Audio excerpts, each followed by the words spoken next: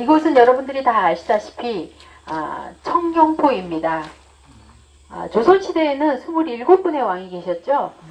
이곳은 그 27분 왕 중에 6번째 임금님이시죠. 조선 6대 단종 임금님의 유배지 청룡포. 예, 푸를 청 맑을령 포구포라고 하는데, 맑은 물이 사시사철 흐른다는 뜻으로 지형을 보시면 삼면이 강으로 둘러싸여 있고 서쪽 방향만 아주 깎아지른 절벽으로 되어 있습니다. 거기다 육육봉이라는 아주 험준한 산으로 둘러져 있기 때문에 배를 이용하지 않고는 건널 수 없는 마치 섬과도 같은 천의 유배지죠. 일명 창살 없는 감옥이다 라고 할 정도로 당시에는 아주 오지였던 이런 곳에 우리 어린 임금님이 유배를 오셨습니다. 태어나시자마자 어머니 현도광 권씨가 산후병으로 돌아가시게 되죠. 그래서 할머니 손에 키워집니다. 그 할아버지가 세종대왕이시잖아요. 부인이신 소헌 왕후 심씨가 키워주시고 10살 되던 해에는 애지중지 예뻐해 주시던 할아버지 세종대왕께서 돌아가시게 되고 아버지 문종이 조선 5대 임금으로 왕위에 오르나 아버지 문종은 태어나기를 아주 병약하게 태어났다고 해요. 그래서 재위 2년 3개월을 마치고 또 돌아가시게 됩니다. 그때가 우리 단종 임금님 나이가 12살이었죠. 12살이면 초등학교 5학년 정도밖에 되지 않으니까 무슨 정치를 하겠습니까?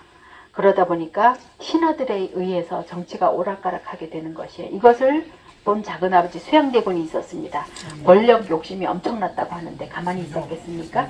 1453년에 계유정난이라는 난을 일으키면서 모든 실권을 장악하게 되고 결국 이 계유정난으로 단종 임금님은 상황으로 물러나게 되죠. 작은아버지 수양대군에게 왕위를 넘겨주고 기록에는 선의했다고 하지만 여러 가지 정황상으로 봤을 때는 찬탈인 거죠.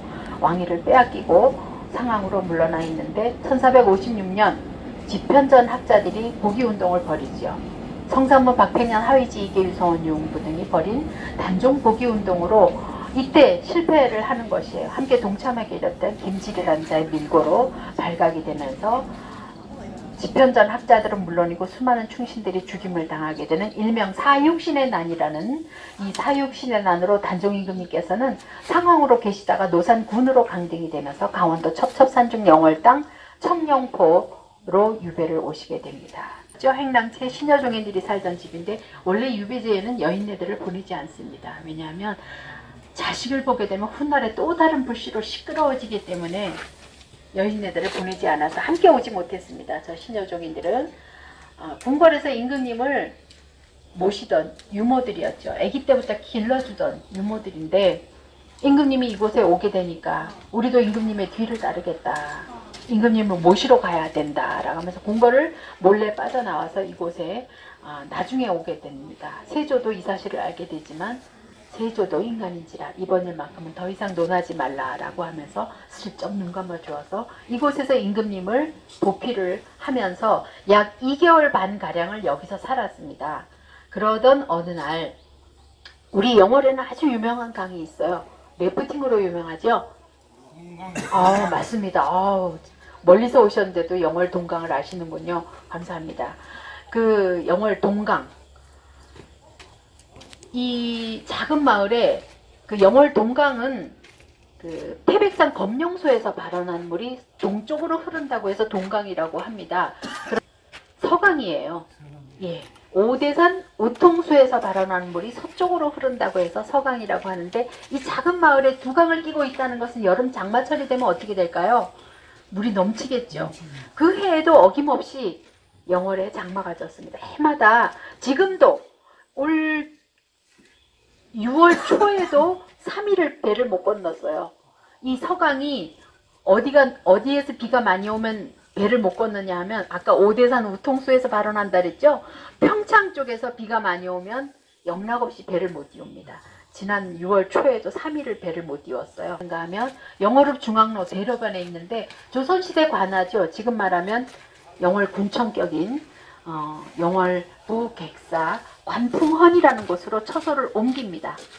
시내 중앙로에 그쪽으로 처소를 옮겨서 생활하는데 아까 그 사육신의 난으로 연루가 되어서 경북 순웅 아세요? 순웅마을?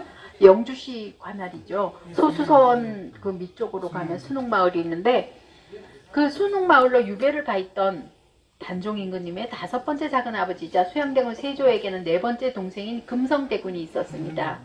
이 금성대군은 얼마나 형의 행실이 부도덕함을 알았으면 형의 편에 서지 않고 이 어린 조카의 편에 섰다가 괘씸죄죠. 수능으로 유배를 갔습니다.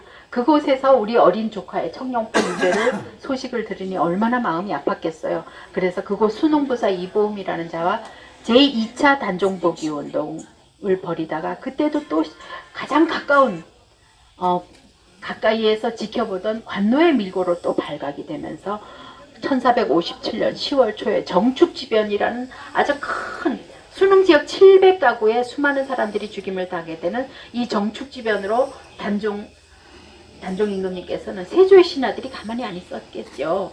이거 복위운동은 끊임없이 일으키지 앞으로도 계속될 것이니 이제는 단종을 제거해야 할 시기가 왔다라고 하는 상소문을 아주 더 강력하게 주장을 하면서 세조는 한 수 없이 금부도사 왕방현을 시켜서 사약을 내려보내 임금님은 1457년 10월 24일 유시 해가 뉘엿뉘엿 넘어가는 저녁걸음 5시에서 7시 사이인 관풍헌에서 이곳이 아닌 그 관풍헌에서 17살 꽃다운 나이로 생을 마칩니다.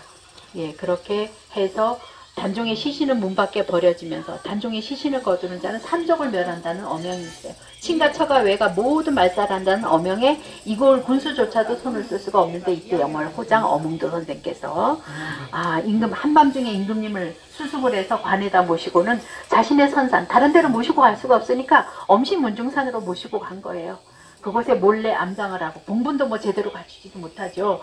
문중들끼리만 저묘가 노산묘다라고만은 그렇게만 알고는 그 길로 충남 계룡산에 있는 동학사로 들어가서 그곳에서 3년상을 임금님을 위해서 마치고 아주 평생 자취를 감춰서 하신 분이 바로 영월엄씨 엄흥도 선생님이시라는 거. 어가 어소 이렇게 하는데 이건 최근에 지어진 거예요. 2000년에 새로 멋있게 잘 지어놔서 재현을 해놓고 안에 임금님을 이렇게 재현해 놓았는데 원래 임금님 사시던 집터 자리는 제가 서 있는 바로 이 부분입니다. 이 부분인데 이 비각이 있습니다. 비각 안에 보시면은 비석이 하나 있어요. 단묘 재본 부시 유지라고 쓰여 있습니다. 이곳이 바로 임금님이 유배 당시에 거처하던 집터 자리다라는 것을 말해주는 비석인데 영조 임금께서 영조 임금님의 친필로 이렇게 친필을 내려 보내셔서 이렇게 비석을 세워놓은 겁니다. 그 뒷면에도 영조 임금께서 간단하게 설명을 붙여놓은 게 있는데 39년 개미년 가을날에 선 왕을 생각하면 흐르는 눈물을 감출 수가 없어 용포자락으로 눈물을 훔치며 이 글을 쓰고 이곳을 원주 감령에서 청룡포라 이름 지었다.